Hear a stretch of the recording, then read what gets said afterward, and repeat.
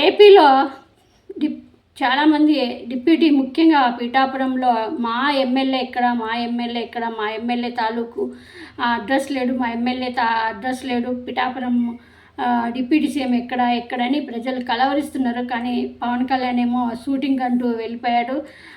ఆయన్ని మరి ఎందుకు ప్రజలు మరి ఎగబడి అంత మెజార్టీ ఇచ్చి గెలిపించారో తెలియదు. మరి ఇప్పటికైనా బుద్ధి వచ్చి ఉంటుంది అని అనుకుంటున్నాం. మరి ఎందుకంటే ఎంతో సంక్షేమం ఇచ్చి ఎంతో రాష్ట్రాన్ని అభివృద్ధి చేయాలని అనుకున్న జగన్మోహన్ రెడ్డిని కాదని ఈ చంద్రబాబు నాయుడు పవన్ కళ్యాణ్ కూటమిని గెలిపించి ఇప్పుడు ప్రజలు ఎంతో బాధపడుతున్నారు అనేది అందరికీ తెలుసు. ముఖ్యంగా పీఠాపురంలో చూస్తున్నాం మహిళల రాష్ట్రం అంతా ఎలా మహిళల మీద అత్యాచారాలు మానభంగాలు అన్నీ జరుగుతున్నా కూడా ఎక్కడ స్పందన అనేదే లేదు.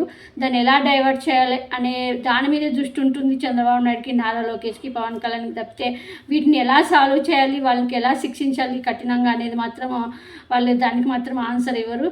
సో పిఠాపురంలో ఈ దళిత మహిళల్ని చూసినాం, వాళ్ళని దళిత కుటుంబాలని వాళ్ళని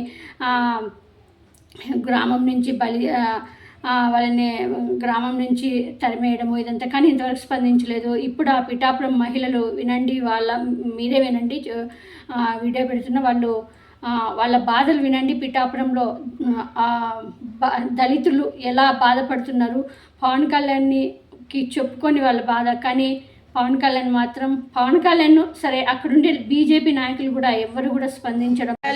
పవన్ కళ్యాణ్ గారండి, మీకు నమస్తే అండి. మీ అనుచరులందరూ కూడా మా దళిత పేట మీద చాలా దారుణంగా ప్రవర్తిస్తున్నారండి. మాకు రోడ్డు బంద్ చేస్తున్నారండి. మేము కిరాణాకి వెళ్ళడానికి కానీ లేకుంటే చంటి బిడ్డలతో ఉన్నాం. పెద్ద పేట మా పేట, మరి ఎటు వెళ్ళనివ్వట్లేదండి మీ అనుచరులు. మరి హాస్పిటల్ కూడా బిడ్డలకి ఏదన్నా వస్తే హాస్పిటల్ కూడా వెళ్ళడానికి రోడ్డు ఎక్కనివ్వట్లేదండి.